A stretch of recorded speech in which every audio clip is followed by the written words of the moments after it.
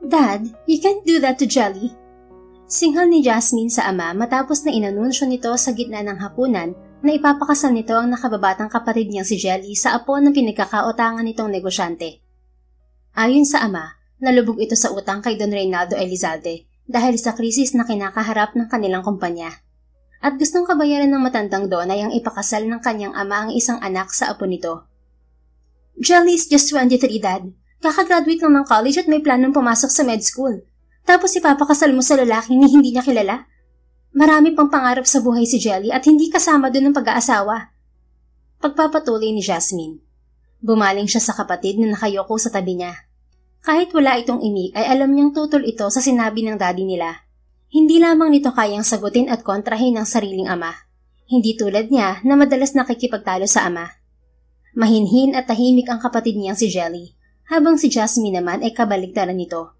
Bukod sa walang pinong kumilos, prangka siya. Hindi tulad ng ibang babae na mahilig sa pagpapaganda, mas hilig niya ang panlalaking gawain. Sa katunayan ay graduate siya ng mechanical engineering. Black belter din siya sa taekwondo. Nakausap ko na si Don Reynaldo, Jasmine. Sagot ng kanilang ama. At wala kang dapat ipag-alala. Mabuting lalaki ang apo ni Don Reynaldo. Sa tingin mo, ipapakasal kong kapatid mo sa kung sino lang? I made sure your sister's fiancé is a good man. Wala akong pakialam kung mabuting tao ang apo ng Don Reynaldo na yan, Dad. Gusto kong bawiin mo ang sinabi mo sa kanya. Hindi ako papayag na ipakasal mo ang kapatid ko. Patuloy na gate niya. 12 taong gulang pa lamang si Jasmine at 8 taong gulang si Jelly nang maghiwalay ang kanilang mga magulang. Pagkatapos legal na maghiwalay ng mga ito, iniwan sila ng kanilang ina sa poder ng kanilang ama upang sumama sa ibang lalaki. Simula na yun ay si Jasmine na ang tumayong ina kay Jelly. Hindi naman sila pinabayaang magkapatid ng kanilang ama. Subalit madalas itong wala dahil sa pag-aasikaso sa negosyo nito. Kaya naman lumaki silang magkapatid sa pangangalaga ng kasambahay. Dahil likas na tahimik si Jelly ay naging biktima ito ng bullying at siya ang laging tagapagtanggol nito. Yun ang dahilan kung bakit lumaki si Jasmine na matapang. Bumuntong hininga ang ama. If I have a choice, I won't do this, Jasmine. Pero wala akong ibang pagpipilian. Kapag binawi ko ang kasunduan namin ni Don Reynaldo, kukunin niya sa akin ang kumpanyang pinaghirapang itaguyod ng namayapang abuelo niyo. Kahit ang mansyon natin mawawala sa atin. I couldn't let that happen, Iha. Kung hindi mo kayang bawiin ang kasunduan niyo ng Don Reynaldo na yon, then fine. Ako magpapakasal sa apo ng matandang yon. Deklara niya. Mula sa pagkakayo ko ay nag-angat ng tingin ang kapatid niya. Ate, sigurado ka? Ngumiti siya kay Jelly bago muling bumaling sa ama na tulad ng kapatid ay nabigla sa sinabi niya. You heard me, Dad. Ako na lang ang ipakasal mo sa apo ni Don Reynaldo. Sa edad na 28 ay walang nobyo si Jasmine. Meron siyang mga naging ex-boyfriend subalit wala siyang naging seryosong relasyon sa mga to. Hindi kasi naniniwala sa pag-ibig si Jasmine. Wala rin siyang planong magpakasal at magkaroon ng pamilya sa hinaharap. She loves her freedom so much. Subalit handa niyang isakripisyo ang kalayaan para sa kanyang kapatid. Papayag kang magpakasal sa apo ni Don Reynaldo? You don't believe in marriage, Jasmine. Anang ama. Pero hindi rin ako papayag na si Jelly ang ipakasal mo. Kaya ako na magpapakasal sa apo ni Don Reynaldo. Umiling ang kanyang ama. You're not even a wife material, Jasmine. Hindi ka magugustuhan ng apo ni Don Reynaldo. You're as beautiful as your sister, Iha. But you're too rough for his grandson. Nagangat siya ng kilay. Ano bang klaseng babae ang gustong ipakasal ni Don Reynaldo sa apo niya? Yung tulad ni Jelly na mabait at siguradong magiging sunod-sunuran? At ano mangyayari sa kapatid ko kapag nakasal siya sa lalaking yon? Hindi niya matutupad ang pangarap niyang maging doktor dahil makukulong siya sa 4 na sulok ng bahay ng Poncio Pilatong mapapangasawa niya. Ayusin mong pananalita mo, Jasmine. Paano ka magugustuhan ng apo ni Don Reynaldo kung ganyan ka magsalita? Kastigo sa kanya ng ama. Magustuhan man ako o hindi ng apo ni Don Reynaldo, ako magpapakasal sa kanya, hindi ang kapatid ko. Mariing giit niya. Tila magsasalita pa ang ama nang pumasok ang isa sa mga kasambahay nila. Sir, nasa telepono po si Don Reynaldo. Imporma ng katulong. Tumayo ang ama nila. Maiwan ko muna kayong dalawa dito. Anito sa kanila. Go on, Dad. Sabihin mo kay Don Reynaldo na ang panganay na anak mong ipapakasal mo sa apo niya. Anya bago lumabas ang ama sa dining room. Naiwan sila ng kapatid sa hapag. Bumaling sa kanya si Jelly. Ate, seryoso ka ba sa sinabi mo kay Dad? Ikaw ang magpapakasal sa apo ni Don Reynaldo? Of course, I'm serious. Hindi ko papayagang ikaw ang gawing pambayad utang ni Dad sa mga Elizalde. Kung kinakailangan ako magpakasal sa lalaking yon, gagawin ko. You have a bright future ahead of you, Jelly. Pangarap mong maging cardiologist, hindi ba? At hindi ako papayag na hindi mo matupad yon. Pero paano ka, ate? Alam kong wala sa isip mong mag-asawa. You love your freedom so much, di ba? It's okay, Jelly. I'll still have my freedom even if I'm married. Don't worry about me, okay? Hindi siya papayag na makontrol at hawakan sa leeg ng magiging asawa. Kung sino man ang Poncio Pilatong yon, kailangan nitong mag-adjust na nakasanayan niyang buhay. Kung hindi ay gagawin niyang miserable ang buhay nito sa piling niya. Salamat, ate. Kahit ng mga bata pa tayo, lagi ka nandyan para sa akin. Maraan siyang umiti sa kapatid. Of course, I'm always here for you. Ipinangako ko na hindi kita pababayaan at lagi kong tutuparin yun. Sa tingin mo, papayag si Don Reynaldo na ikaw magpakasal sa apo niya? May pag-aalalang tanong ni Jelly. Kapag hindi siya pumayag, walang kasalang magaganap. Maghanap ang matandang yun ng babaeng magpapakasal sa apo niya. Bali walang sagot niya sa kapatid. Ilang sandali pa ay muling bumalik ang ama nila. Kamusta, Dad? Nasabi mo na ba kay Don Reynaldo na ibang anak mong ipapakasal mo sa apo niya? Tanong ni Jasmine sa ama. Tumango ang ama. Pumayag si Don Reynaldo, pero gusto niyang sa katapusan ng buwan ay maganap na ang kasal. Katapusan ng buwan? That's like 2 weeks from now, Dad. Gusto ni Don Reynaldo na maikasal ang apo niya bago siya magretiro at ipasa rito ang pamamahala sa kumpanya. Bukas pupunta sila dito ng apo niya para makilala ka at pag-usapan ng kasal. If that's the case, Dad, then aalis muna ako. Aniya, pagkatapos ay siya naman ang tumayo mula sa hapag. Saan ka pupunta? Hindi pa tayo tapos mag-uusap, Jasmine. We're done, Dad. Magpapakasal ako sa apo ni Don Reynaldo. Tapos ang usapan. For the meantime, kailangan ko munang umalis. Gusto kong sulitin ng nalalabing araw na single ako. Papayagan mo naman siguro akong gawin yun, hindi ba? After all, ako ang magsasalba sa negosyo natin. Isang buntong hininga ang pinakawala ng ama. Just make sure you will go home tomorrow night, Jasmine. Umangat ang sulok ng labi niya. Don't worry, Dad. Hindi kita ipapahiya kay Don Reynaldo. Nagsimula na siyang maglakad nang bumaling siyang muli sa ama. By the way, Dad, ano pangalan ng fiancé ko? Renz, iha. Renz Elijah Elizalde. Renz, ha? Tunog gwapo. Sana'y gwapo rin talaga at hindi sa pangalan lang. Sayang ang magandang genes ng lahi natin kung mababahiran tayo ng, pangit. Tumikim ang kapatid nila. Nagpipigil ng ngiti habang muling bumuntong hininga ang ama. Wala kang dapat ipag-alala. Magandang lalaki ang apo ni Don Reynaldo. That's a relief. Anya bago itinuloy ang panglabas. Pagkatapos niyang kunin ang paboritong leather jacket sa kwarto ay tumuloy siya sa garahe kung saan naroon ang big bike niya. Pinasada niya ang daliri sa maiksing buhok bago sumampas sa motor. Dumiretso siya sa paboritong bar sa Makati. Samantala, pagkatapos maghapunan ni Ren sa bahay ng pinsang si Regan at ng mag-ina nito, ay nagpaalam na siya sa mag-anak. Naging isang pinsan ni Ren si Regan, kaya malapit sila sa isa't isa. 5 taon na may asawa ang pinsan at kasalukuyan ay may isang anak na ang mga ito. Renz, balik ka ulit ha? Wika sa kanya ni Jamie, ang mabait na asawa ni Regan. Babalik talaga ako, ang sarap ng luto mo eh. Sagot niya kay Jamie. Siyempre, the best ang asawa ko.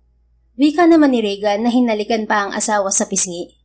Kitang-kita sa mukha ng pinsan ang pagmamahal para sa asawa. Arranged marriage lamang ang kasal ni na Regan at Jamie, subalit sa huli ay nabuo ang pagmamahalan sa pagitan ng mga ito. Stop kissing your wife in front of me, Regan. Naaalibad-baran ako sa'yo. Pabirungan niya sa pinsan. Shut up, Renz. Baka mas malala ka pa kapag nakapag-asawa ka na. Lola wants you to get married by the end of the month, right? Ani Regan. Tulad ng kanyang pinsang si Regan, ipinagkasundo rin siya ng abuelo sa anak ng kaibigan nitong negosyante. Subalit hindi tulad ni Regan na noong una ay mariing tinutulan ang plano ng abuelo, si Renz ay walang tutol sa arranged marriage na niluto ng matanda.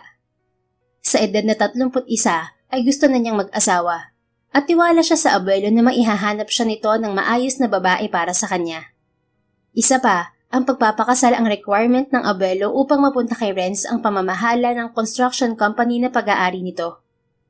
Vice President for Finance siya ng kumpanya nila. Dapat ay kay Regan ipapasa ng abuelo ang posisyon bilang CEO, subalit tinanggihan yun ng pinsan. Kaya naman si Renz ang siyang papalit sa posisyong babakantehin ng abuelo. At mangyayari yon pagkatapos niya nga ay kasal. Bye-bye, Tito Renz! Wika naman sa kanya ng 4 na taong gulang na pamangkin na si Jamu. Bye, Jamu. I'll see you soon. Sinamahan siya ni Regan patungo sa kotse niya habang naiwan ang mag-ina nito sa loob ng bahay. Have you met your future wife? Tanong ni Regan. I'll meet her tomorrow, but I already saw her picture. She's fine. Ayon sa kanyang lolo Reynaldo, anak ng half-Filipino, half-Chinese businessman na si Julian Cheng, ang mapapangasawa niya ng nangangalang Jelly Ann Cheng. Just fine? Hindi ka nagandahan? Nakaangat ang kilay na tanong ni Regan. Well, she's pretty and looks very kind. Anya, maganda ang kanyang fiancé, subalit wala siyang nadamang kahit na ano nang makita niya ang larawan nito. Sa kabila niyon, umaasa siyang magkakasundo sila ng babae at mahuhulog ang loob sa isa't isa kapag nagsasama na sila. Tulad ng pinsan, gusto ni Renz na magkaroon ng buo at masayang pamilya. Hindi kasi niya naranasan yon dahil maagang namatay ang kanyang ama, habang ang ina naman niya ay muling nag-asawa. Sa kasalukuyan ay nasa ibang bansa ang ina kasama ang pangalawang pamilya nito. I'll go ahead. I still have a meeting with Brad. Paalam niya sa pinsan. Pinaandar niya ang sasakyan at dumiretso sa bar kung saan usapan nilang magkita ng kaibigan at business associate na si Brad. May proposal sa kanya ang binata at gustong sa bar sila magkita. Paglabas niya ng sasakyan sa parking lot ng bar, tumunog ang cellphone niya. Napatigil siya upang sagutin ang tawag. Pare, nandiyan ka na ba? I'm sorry, hindi ako makakarating. May emergency ako. Ani Brad sa kabilang linya. It's alright Brad. Kadarating ko lang naman. Hindi niya na ituloy ang sinasabi nang biglang isang malakas na sipa ang tumama sa likod niya. Tumalsik yun sa sahig habang siya ay muntik nang mapasubsob sa hood ng kanyang kotse. At talagang tatakas ka pang manyak ka ha? Isang nanggigigil na boses ng babae ang umalingaw-ngaw. Hawak ang nasaktang likod ay pumihit siya paharap sa nagsalita. Kusang napaawang ang mga labi ni Renz nang tumambad sa kanya ang mukha ng pinakamagandang babaeng nasilaya niya sa buong buhay niya. Samantala, isang mahinang mura ang lumabas sa bibig ni Jasmine pagharap sa kanya ng lalaking binigyan niya ng flying kick. Hindi ito ang lalaking nang manyak sa kanya sa loob ng bar. Shit, hindi nga ikaw yun. Anya habang nakatitig sa mukha ng gwapong lalaki. Nasa dance floor ng bar si Jasmine kanina nang may humawak sa puwet niya. Bago pa niya masapak ang manyak na lalaki ay nakatakas na ito. Hinabol niya ang lalaki sa labas ng bar at binigyan ito ng flying kick nang maabutan ito sa parking lot. Subalit mali pala ang lalaking nasipa niya. Hindi ako ang alin. At bakit mo ako sinipa, miss? Nakangiwing tanong ng lalaking kaharap. Alanganin siyang umiti. Sorry, akala ko ikaw yung lalaking nambastos sa akin sa loob ng bar. Hinahabol ko kasi siya. Akala ko ikaw dahil magkahait kayo. At nakaitim na jacket ka rin. This is navy blue. Pinagpag nito ang jacket bago pinulot ang cellphone sa sementadong sahig. Oo nga, hindi nga ikaw yun. Pangit yung lalaking yun, gwapo ka. Wika pa niya. Sa itsura ng lalaking kaharap ay babae pa ang mangmamanyak dito. Mestizo ang lalaki at tila may lahing Espanyol. May pagkakulot ang maiksing buhok, matangos ang ilong, mapula ang manipis na mga labi. Pasensya na ulit. Anya rito. Kung nasira ang cellphone mo, papalitan ko na lang. Kung nasaktan ka, may malapit na ospital dito. Pwede kitang dalhin doon. Umiling ito. I'm fine. It just hurt a little but it's fine. Even my phone is fine. Malakas ang sipa niya subalit matipuno ang pangangatawan ng lalaki kaya marahil ay hindi nga ito gaanong nasaktan. Sigurado ka? Willing ako magbayad ng damage kung gusto mo. Again, pasensya na mister. Anya rito. Pinagmasdan siya ng lalaki pagkatapos ay bahagyang ngumiti ito. Dahil doon ay lumabas ang dimple nito sa magkabilang pisngi. May mas ikakagwapo pa pala siya kapag nakangiti. Anya sa isip. No need to pay the damages. But I'll accept your apology in one condition. Kung okay lang sa'yo, samahan mo ako magkape. Napakurap siya. Gusto mong samahan kitang magkape? Hindi uminom ng alak? I'm not a fan of bars. Nagpunta lang ako dito dahil dito gustong makipag-usap ng business associate ko.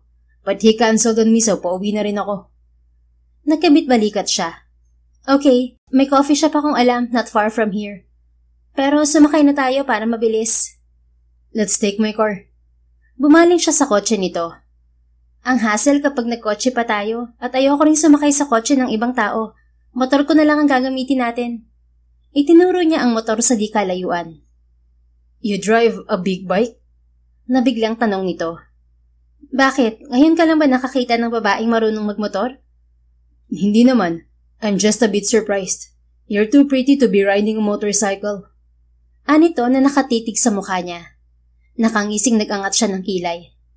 Do not judge a book by its cover, mister. Itong mukha at katawang to, kayang-kaya kang patumbahin at ipakonfine sa ospital ng ilang linggo. Mahina itong natawa. Well, sinampulan mo na nga ako. Wala pa yun sa kaya kong gawin. Black belter ako sa taekwondo. Marunong din ako sa MMA at judo. May pagmamayabang na sagot niya. Inabot niya rito ang spare helmet niya. Pagkatapos isuot ang sariling helmet ay sumampa siya sa motor bago inutusan ang lalaki na umangkas sa kanya. Agad na nanuot sa kanya ang pabango nito. Kung hindi ka sanay umangkas, humawa ka sa balikat ko o kaya kumapit ka sa jacket ko. Ani Jasmine. Is this fine? Tanong nito matapos idantay ang kamay sa magkabilang balikat niya. Oo, kumapit ka lang mabuti. Anya at pinaandar na ang motor. I forgot to ask your name, Miss Flying Kick. Tanong nito sa gitna ng pagmamaneho niya. Natawa siya bago nagsalita. Jas. What? Jasmine, pero Jas na lang. Mas malakas na sagot niya. Ikaw, ano pangalan mo? Kasabay ng pagsagot ng lalaki ay umalingaw-ngaw ang isang malakas na busina sa kalsada kaya hindi niya narinig ang sinabi nito. Hindi na niya inulit pa ang tanong hanggang sa makarating sila sa coffee shop na sinasabi niya. Sorry, nagulo ang buhok mo. Anya sa lalaki nang hubarin nito ang suot na helmet. It's okay. Sagot nito kasabay ng pagpasada ng mga daliri sa buhok. Napalunok si Jasmine. Lalo itong gumwapo sa paningin niya sa ginawa nito. Yun ang unang beses na nakaramdam siya ng ganoong atraksyon sa isang lalaki. May mali ba sa mukha ko? Tanong nito na mapansin na nakatingin siya rito. Wala, come on, pasok na tayo sa loob. Masarap ang kape nila dito. Nauna siyang pumasok sa shop habang nakasunod ang lalaki. Anong gusto mo? Baling niya sa kasama. Americano, I'll pay for us. Kinuha nito ang wallet sa bulsa, subalit itinulak niya yun pabalik dito. Itabi mo yung wallet mo, ako nang bahala. Ako nagaya sa'yo, di ba? Pero akong may atraso sa'yo. Saka wag mong idahilan na ikaw ang lalaki kaya ikaw ang required magbayad. Di uubra sa akin yan. Kaya kong ilibre ng kape ang sarili ko, kahit ikaw. Besides, we're already in the 21st century. Pantay na ang babae at lalaki. Kung ano kayang gawin ng mga lalaki, kaya rin ng babae. Hindi mo kailangan magpaka-gentleman sa akin. Litanya niya. Ngumuso ito bago tila sumusukong umiti. Alright, you can pay for my coffee. I don't mind. Good. Satisfied na sagot niya. Pagdating nila sa mesa ay hinubad ni Jasmine ang suot na jacket. May tattoo ka? Puna ng lalaki na ngayon ay nakatingin sa leeg at collarbone niya. Meron siyang butterfly tattoo sa ibaba ng kanyang collarbone. Yup, gulat ka na naman? Ngumiti ito. May I know a butterfly? Di naman niya ng daliri ang tattoo. Butterfly symbolizes freedom. I love my freedom so much, so I had to ink it to my skin. Tila humahangang ngumiti ito sa kanya. It's pretty. Bagay sa'yo. Kasing astig mo. Muli ay napatitig siya sa dimples ng kaharap. Bigla ay isang ideya ang pumasok sa isip niya. You're single, right? Pangungumpirma niya. Siguro naman ay hindi siya nito yayayaing magkape kung may girlfriend o asawa ito. Well, technically yes. Ngumiti siya kasabay ng pagtapik ng mga daliri sa mesa. Then, do you want to spend the night with me? Muntik nang maibugan ng lalaki ang iniinom sa tanong niya. What did you just say? Tumikhim siya. The thing is, ikakasal na ako 2 weeks from now. It was an arranged marriage. Hindi ko kilala kung sinong Poncio Pilato ang pakakasalan ko. Bago ako ikasal, I want to get rid of my virginity. So I'm asking you to have a one-night stand with me. Napakurap-kurap ito. Teka, I thought you loved your freedom so much. Pero pumayag ka sa arranged marriage? Bumuntong hininga siya. Yes, I love my freedom. But I love my sister more. Kapatid ko sanang gustong ipakasal ni Dad sa apo ng negosyanteng kakilala niya. Pero hindi ako pumayag. My sister is still too young and has a lot of dreams.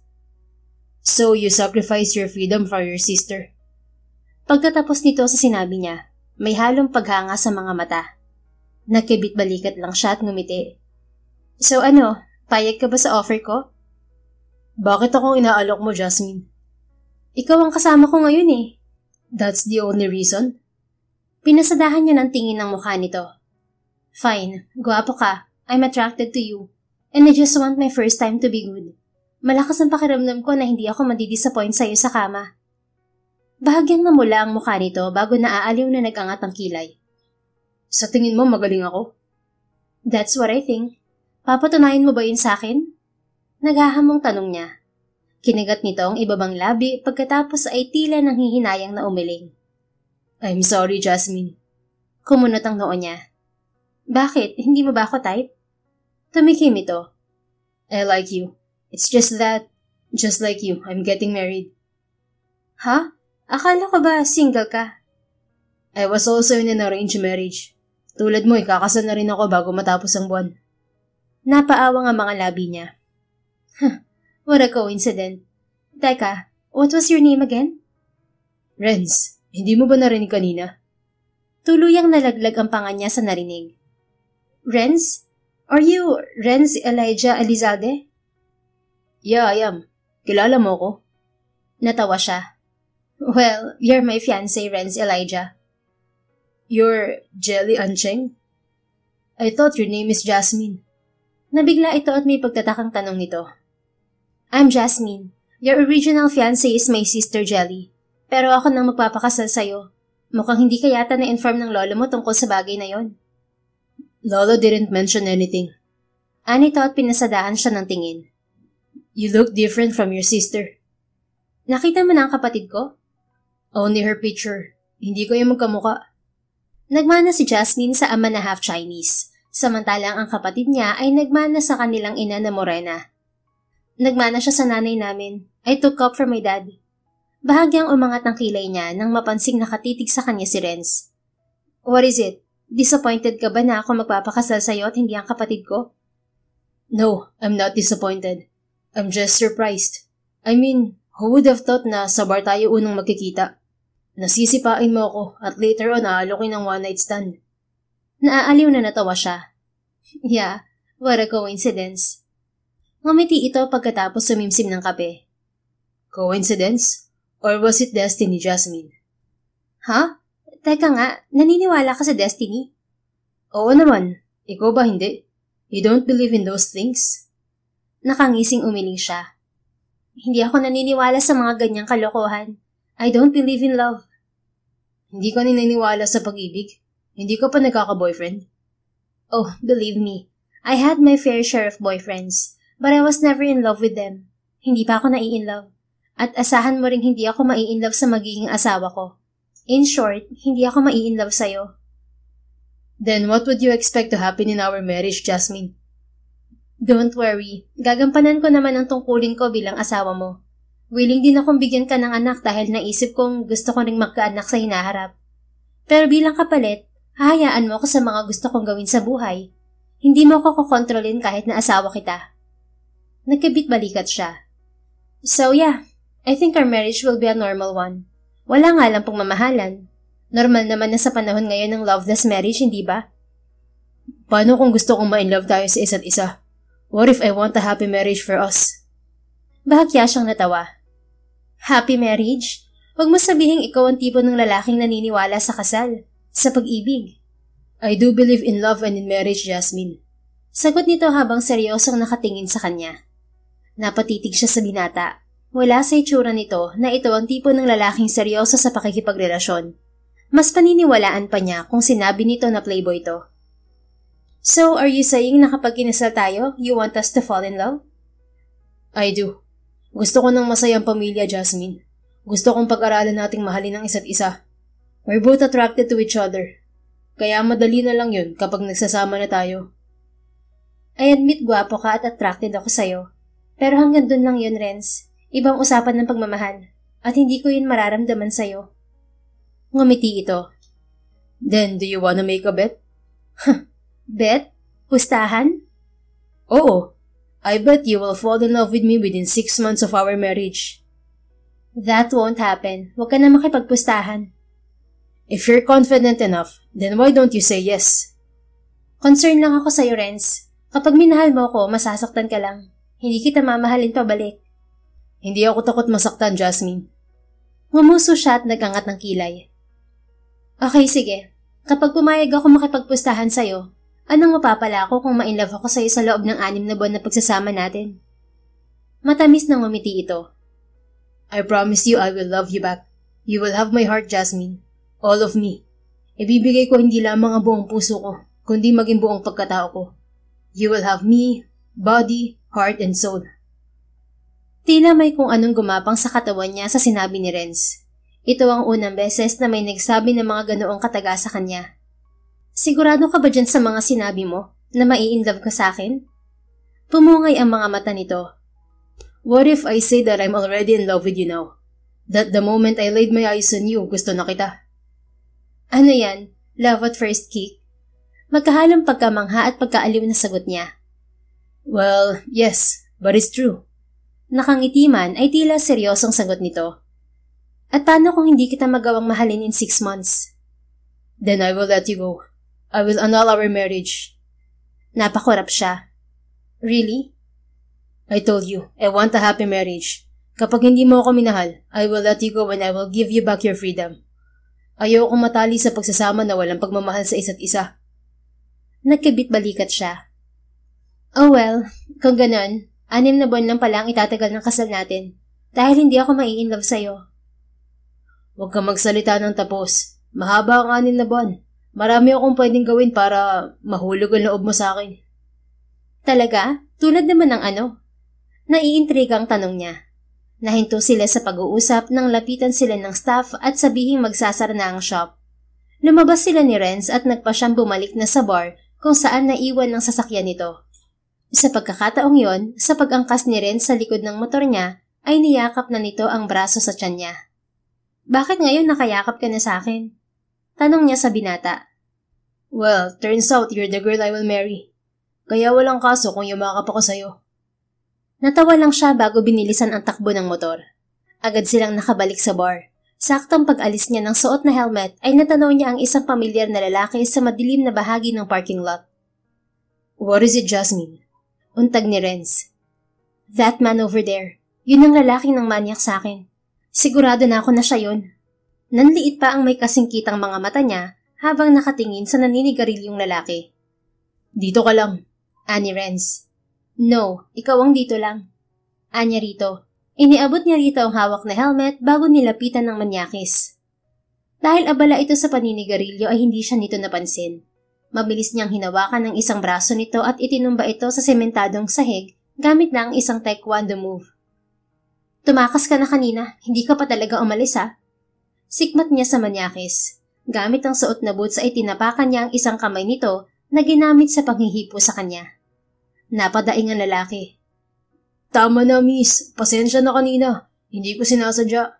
Naputol ito sa sinasabi nang dumating ang security guard ng bar. Ma'am Jazz, anong nangyayari dito? May ginawa ba sa'yo ang lalaking yan? Tanong ng secu. Dahil madala siya sa bar na yon ay kilala na siya nito. Yan yung lalaking nang hipo sa akin kanina, manong guard. Sige na ma'am, ako nang bahala dito. Anang guard. Binigyan pa niya ng matalim na tingin ang manyakis bago ito iniwan sa gwardya. Bumalik siya sa motor niya kung saan naroon si Renz.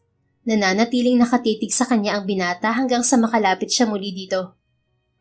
What? Natulala ka na yata dyan. Untag niya rito. Napakurap-kurap to. Hindi ako makapaniwalang ikaw ang babaeng pakakasalan ko. You're so cool, Jasmine. You're crazy. Natatawang kinuha niya rito ang helmet. Sige na, uuwi na ako. I'll see you tomorrow, Renz. Yeah, I'll see you tomorrow, Jasmine. Mag-ingat ka pa uwi. Yung mga kasabay ko ang mag-ingat sa akin. Nakangising sagot niya. Kumaway siya sa binata bago umalis sakay sa motor. May hindi maipaliwanag ng ngiti sa mga labi niya habang pauwi sa bahay ng ama. Kinabukasan araw ng Sabado, nanatili siya sa kanilang mansyon. Pagkatapos kumain ng late breakfast ay inabala niya ang sarili sa paggawa ng business report. Pagdating ng 6:00 ay bumaba siya ng sala. Suot niya ang itim na racerback shirt at maong na pantalon.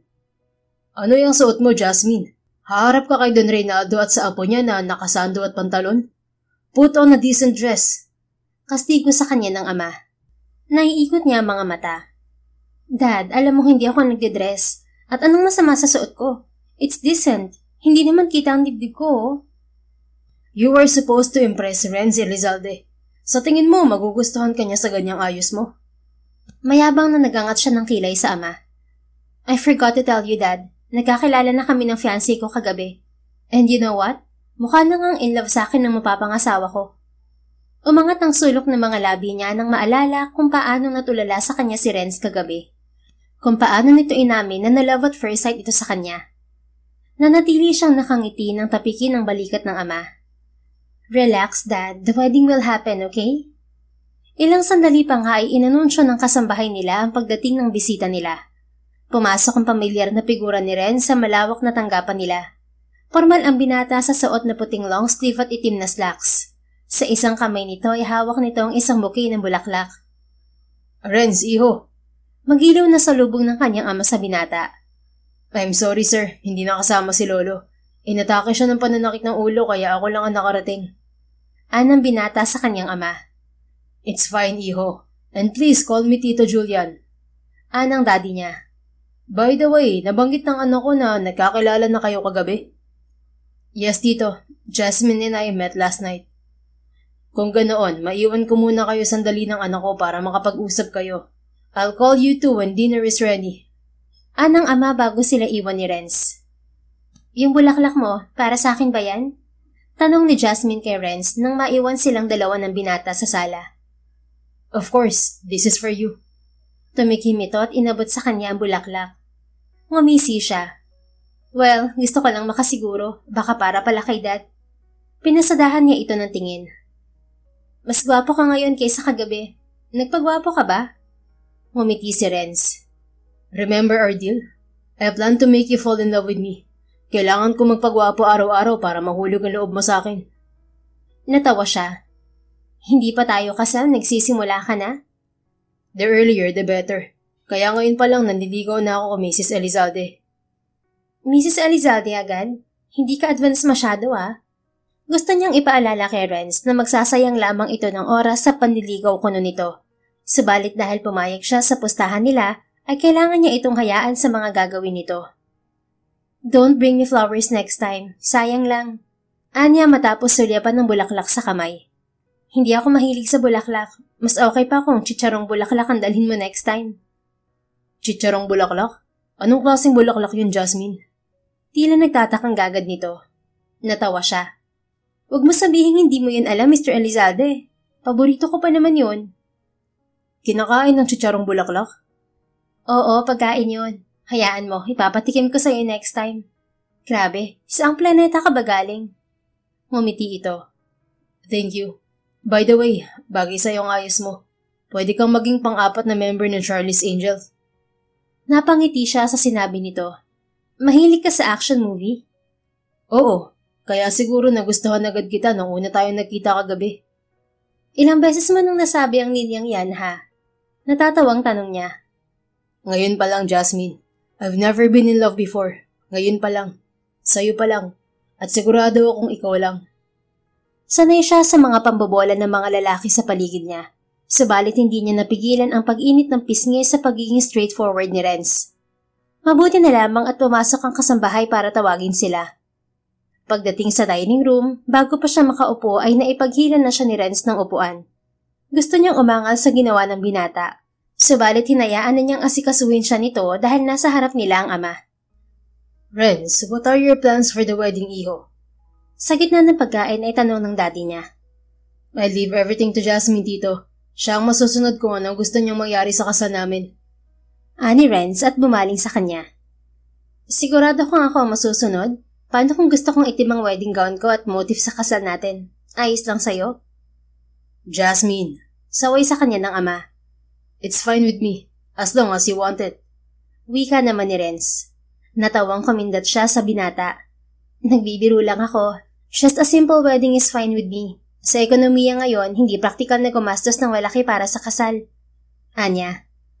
Lalo na kung 6 months lang ang itatagal ng kasal. Dugtong niya sa kanyang isip. Sigurado ka? Money isn't an issue, Jasmine. Ani Renz. Yup, sigurado ako. Ayoko rin ng maraming imbitado. Hindi ako komportable ng maraming tao. Pagkatapos nilang maghapunan ay iniwan silang muli ng ama para makapag-usap sila. Dalawa lang kayo ng kapatid mo? Tanong ni Renz nang makita ang portrait nila ng kapatid na nasa sala. Yeah, I'm 5 years older than her. Wala siya dito ngayon, nasa review class. Nagre-review para makapasok sa med school. Kapag weekends ay nasa review class ang kapatid at laging gabi na umuwi. Ikaw, what do you do? Tumutulong ka ba sa kumpanya ni Tito Julian? I have my own business, motor shop. Nagbebenta at gumagawa kami ng mga motor tulad ng sakin. Really? You're a mechanic? Mechanical engineering graduate ako. Nakita niya ang pagkabigla at pagkamangha sa mukha nito. What? Impressed ka na naman ba sa akin? Nakangising tanong niya. The more I get to know you, the more I discover things that would make me like you more, Jess. Kaya mo ba ako gusto dahil iba ako sa mga babaeng nakikilala mo? Hindi ako mahinhin. Hindi ako pala makeup at lalong hindi ako pabebe. Gusto ko ang mga panlalaking gawain pero nililinaw ko lang na straight ako ha. Sinalubong nito ang tingin niya. I know. And yes, iba ka sa kanila. Pero hindi yun ang dahilan kung bakit nagustuhan kita. Unang beses pa lang na nagtama ang mga mata natin, tumibok na ang puso ko sa'yo, Jasmine. Gusto niyang matawa sa kauiyan nito, subalit hindi niya inaasahan na tila pag-alo ng tiyan niya. Tell me about your family. Bakit ikaw lang nga nandito ngayon? Bigla ay pag-iiba niya sa usapan. Si Lolo Reynaldo lang at pinsan kong si Rega ng pamilya ko dito sa Pilipinas. I was 10 when my father died. My mother went out of the country and married again. I have 2 half-siblings. Bakit nandito ka sa Pilipinas? Iniwan ka ba ng nanay mo? Kunot ang noong tanong niya. Isinama ako ni Mami nung pinili niyang tumira sa ibang bansa. But when I turned 18, I decided to go home and live with Lolo. I still visit my mother and sisters in Japan from time to time. Pareho pala sila ni Renz na iniwan ng kanilang mga ina. Hindi nga lang tulad ni Renz, simula noong iwan sila ni Jelly ng ina, ay wala na silang komunikasyon rito. How about your mother? Where is she? Tanong ng binata. Bahagyang umigting ang panga ni Jasmine. Hindi ko alam. Bata pa lang kami ni Jelly nang maghiwalay ang parents ko. Yung nanay namin umalis at iniwan kaming magkapatid kay Dad. The last time I heard, may ibang asawa ng babaeng yun. Anya, simula noong iwan sila ng ina ay itinakwil na rin niya ang babae bilang ina. Is that why you don't believe in love? Dahil sa nangyari sa parents mo? Marahang tanong ni Renz. Sarkastikong ngumiti siya. Love is not real, Renz. Muli ay sinalubong nito ang tingin niya. Love is real, Jasmine. At papatunayan ko yan sa'yo. Ngayon lang niya napagtanto na hindi lang dimples ni Renz ang nakakadistract, kundi maging ang magaganda nitong mga mata. Kaya naman siya ang unang nag-iwas ng tingin. Susunduin kita bukas, ani Renz. Bakit? Bibili tayo ng singsing. Kailangan pa ba yun? Of course. Paano tayo magpapakasal kung wala tayong singsing? Ayaw mong kunin na lang ang sukat ng daliri ko? Pagkasabi na yun ay inilahad niya rito ang kamay. Hinawakan yun ni Renz. Habang dinadaman nito ang daliri niya, ay ramdam niya ang kuryenteng gumapang sa balat niya. Walang dudang attracted siya sa kanyang gwapong mapapangasawa. You have long, slender fingers, Jazz. Komento nito. Hindi nga lang malambot ang kamay ko tulad ng sa ibang babae. I don't mind, Jasmine. Bagay sa'yo ang kamay mo. It reflects you and your personality. Yun ang unang beses na may pumuri sa magaspang niyang kamay, at hindi niya maitatangging natouch siya sa sinabi nito. Salamat, Renz. Ngumiti ito. Basta susunduin kita bukas ng hapon. Akala ko ba sinukat man ang daliri ko? Size 4 ako. Hinawakan ko ang daliri mo dahil gusto ko, hindi para sukatin to. At gusto kong kasama kita bukas para makapamili ka ng singsing na gusto mo. Fine, fine. Sa huli ay sagot na lamang niya. Kinabukasan, 4:00 ng hapon nang sunduin siya ni Renz sa bahay ng ama. Sa pagkakataong yon, simpleng polo shirt lamang at pantalon ang suot ng lalaki. Subalit napakalakas pa rin ang dating nito. Iwan mo yung kotse mo, yung motor ko ang gagamitin natin. Anya sa binata. Sigurado ka? Mainit, Jasmine. Don't worry, sanay ako sa init. At may jacket naman ako. Papahiramin din kita. O ayaw mo? Ayaw mo bang mainitan at magulo ulit yung buhok mo? Tukso niya rito. I don't mind riding your big bike. Pabor nga yun sa akin dahil mayayakap kita. Nakangiting sagot nito. Aba, ang sisti pala ay minamanyak mo ko. Kung sipain ulit kaya kita. Pangmamanyak ba yun kung gusto mo din naman, Mrs. Elizalde? May ngiting umangat ang kilay nito. Hindi siya nakasagot dahil hindi niya itinanggi na attracted siya sa binata. Halika na nga. Sa halip ay wika niya. Muli ay umangkas sa kanya si Renz. Sa pagkakataong yun, mas mahigpit pa ang yakap nito sa kanya. Saan tayo pupunta? Tanong ni Renz nang makitang iba ang daang tinahak nila. Ayon kasi sa binata, sa Rockwell sila bibili ng singsing. Daan muna tayo sa shop ko. Ilang sandali pa ay nakarating sila sa shop niya. Bossing Jazz, napadaan ka. Oh, may kasama ka pala. Pati sa kanya ng empleyado. 5 ang tauhan niya sa shop bukod sa manager niyang si Aris. Sa kasalukuyan ay 3 taon na ang kanyang motor shop. Nagbabalak na siyang dagdagan ng branch niyon. Si Renz, mga tauhan ko. Pakilala niya kay Renz sa mga ito. Jowa mo, bossing. Ang gwapo bagay kayo. Anang isang tauhan na sinundan pa ng mga kasama. Fiancé ko, ikakasal na kami next week. Pagtatama niya. Nagsinghapan ng mga empleyado. Seryoso, bossing? Ngayon mo lang pinakilala sa amin, kasal na agad. Ganun talaga, patay na patay kasi sa akin tong fiancé ko eh. Pabirong wika niya. Nako sir, alagaan mo tong si Bossing Jazz ha. Huwag mong paiiyakin to. Mahal namin to. Anang mga ito kay Renz. Sa tingin niyo kaya akong paiyakin yan? Baka ako pa magpaiyak sa asawa ko. Nakangising sagot niya bago bumaling kay Renz. Diba, future mister? Naiiling nang umiti lang si Renz. Hindi pa tayo kasal, under mo na ako. Wala ka namang reklamo, diba? Wala, sabi mo nga patay na patay ako sa'yo. Ngumisi siya sa sinabi ng binata bago iniwan ito sa mga empleyado para kausapin ang manager ng shop. Bossing ang tawag sa'yo ng mga empleyado mo? Ani rin sa kanya pag alis nila. Oo, ayoko nang ma'am, masyadong formal. Hindi bagay sa akin. Hindi naman ako CEO na tulad mo. Muli siyang sumakay sa kanyang motor. Sa halip na dumiretso sa sinabing mall ni Renz ay dinala niya ito sa isang tattoo shop. Anong gagawin natin dito? Sa'yo rin ang shop na to? Ani Renz. Hindi, sa kaibigan ko. Dito ako nagpa-tattoo before. Magaling ang mga tattoo artist dito. Ngumisi siya sa nagtatakang mukha nito. I had an idea last night. Sa halip na bumili tayo ng wedding ring, bakit hindi na lang tayo magpa-tattoo ng singsing? Makakatipid pa tayo. What? Gusto mong magpa-tattoo tayo ng singsing? Nabiglang gagad nito. Nakakatipid tayo dahil di hamak na mas mura magpa-tattoo kaysa bumili ng singsing. Hindi pa mawawala at lalong hindi mananakaw. Seryoso ka ba, Jasmine? Mukha ba ako nagbibiro? Bakit parang namumula ka? Ayaw mo? Hindi mo kaya, no? Tumikim to. Of course, kaya ko. Sigurado ka? Pwede ka namang tumanggi, hindi kita pinipilit. Let's do it. Sa halip ay sagot nito. Dahil sa pagpayag ni Renz ay nakangiting iginiya niya ito sa loob ng shop. Miss Jazz, ikaw pala. Wala pa dito si Ma'am Nika. Hindi pa nakaka-uwi mula sa Davao. Wika sa kanya ng isa sa mga staff ng shop. Dahil madala siya roon ay kilala na siya ng mga tao. Don't worry, hindi naman si Nika ang pinunta ko. Magpapatattoo kami ng kasama ko. Ipinakita niya sa mga naroong tattoo artist ang design na gusto niya. 2 ang available na artist kaya sabay ang session nila ng binata. Pwede ka pang mag-back out, Renz. Anya sa binata nang ihatid niya ito sa cubicle ng isang staff na gagawa ng tattoo niya. I'm good, Jasmine. You can leave me. Ani Renz sa kanya. Isang beses pa niyang tiningnan ang binata bago ito iwan at nagtungo sa kabilang cubicle. Sandali pa niyang hinintay ang artist na magtatattoo sa kanya dahil may sinagot itong tawag. Patapos na siya sa kanyang tattoo nang lapitan siya ng staff na nagtattoo kay Renz. Tapos na yung fiancé ko? Tanong niya. Oo, Miss Jazz, tapos na. Nako, parang muntik na nga mahimatay yung fiancé mo. What? Namimilog ang mga matang gagad niya.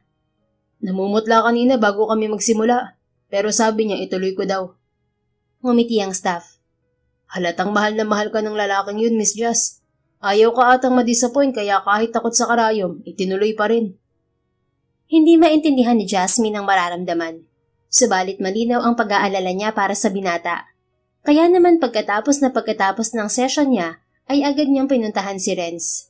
Naabutan niya ang lalaki na nakasandal sa reclining chair. At tulad ng sinabi ng staff, namumutla ito. Renz, okay ka lang? Mahina subalit puno ng pag-aalalang sambit niya. Sa halip na sumagot ay itanaas nito ang kamay. Mula roon ay natanaw niya ang bagong tattoo nito. Kaparehas yun ang kanya. Nilapitan niya ito at naupo sa tabi nito. Namumutla ka. Tell me, takot ka ba sa karayom? Bahagya itong napanguso. Well, nung bata ako, takot ako magpa-injection. Until now, I rarely go to hospitals. Bigla ay kinain ng guilt ang loob ni Jasmine. Bakit hindi mo sinabi sa akin? Hindi naman kita pinipilit. Sabi ko pwede kang tumanggi, di ba? Masuyo itong umiti. It's okay. I really wanted to do this, Jasmine. Teenager pa lang ako, gusto ko nang magpatattoo. Pero hindi ko sinubukan dahil ayaw ko sa karayom. But now, I finally managed to do it. And look at it now. Wedding ring pa natin ang unang tattoo ko. How cool and special is that? Tila may mainit na bagay na humaplo sa dibdib niya sa sinabi at reaksyon ni Renz. Bago pa niya mapigilan ng sarili, namalayan na lamang niya ang sariling hawak ang mukha ng binata. Upang siilin ito ng halik sa mga labi. Halatang nabigla si Renz sa ginawa niya. Subalit agad rin itong ginantihan ang halik niya. Dahil nadala siya sa halik nito, namalayan na lamang niyang nakakapit na siya sa batok nito. Wow, kung hahalikan mo ka ng ganito every time na magpapatattoo ako, baka palagyan ko ng tattoo ang buong katawan ko. Ani Renz nang pakawala ng mga labi niya. Sira. Bahagyang natawang sagot niya. Why did you kiss me? Masuyong tanong nito. Masama bang halikan ng fiancé ko? Inayos niya ang kwelyo ng damit nito na nagulo dahil sa pagkapit niya roon. Bigla na lang may nagtulak sa akin na halikan ka, Renz. Siguro dahil gusto ko mawala ang kaba mo. Mukhang effective naman. Look at you now. Hindi ka na maputla. Namumula ka na oh. Nakangising hinawakan niya ang pisngi nito. Subalit nang muli siyang sumulyap sa kamay nito ay sumeryoso siya. Next time, huwag mo gawin ang isang bagay kung hindi mo kaya. You can always say no to me, Renz. Again, hindi mo ako pinilit. This was my choice. Nag-angat siya ng kilay. Kung niyaya pala kitang mag-bungee jumping, papayag ka? Well, I can do that. Hindi ako takot sa heights. Kung takot ka sa heights, papayag ka rin? Ngumiti ito. Kung hahalikan mo naman ako tulad ng ginawa mo ngayon, then yes. Sira, tapos anong mangyayari? Mapapahama ka? Ayokong mabiyuda ng maaga, no? Kung halik lang pala ang gusto mo, pwede kang magsabi sa akin. Pagbibigyan naman kita. Lumaki ang ngiti nito. You're willing to kiss me anytime? Hindi ba sinabi ko sa'yo na attracted ako sa'yo? I won't deny that, Renz. Habang mag-asawa tayo, I'm willing to do my obligation to you as your wife. Muli ay ngumisi siya at nag-angat ng kilay. Gusto mo ulit ng kiss ngayon? Lumunok si Renz, subalit bago pa niya mailapit ang sarili sa asawa, ay narinig niya ang pangalan mula sa staff sa labas. I guess, next time na lang, mister. Makakapaghintay ka naman siguro hanggang sa kasal natin. I am a very patient man, Mrs. Elizalde. Masuyong tumango ito. Isang linggo ang lumipas ay dumating ang araw ng kasal nila. Simple lang yun at mabibilang sa daliri ang mga dumalong bisita. Bukod sa ama at kapatid, naroon ang abuelo ni Renz, ang pinsang si Regan at ang pamilya ng huli. Dahil biglaan ang kasal ay hindi rin nakarating ang ina ng lalaki. Ang ganda-ganda mo, Jasmine. Puri sa kanya ni Jamie, ang asawa ng pinsan ni Renz na si Regan. Nilapitan siya ng mag-asawang Regan at Jamie pagkatapos ng kasal nila ni Renz. Salamat. Sagot niya sa magandang babae.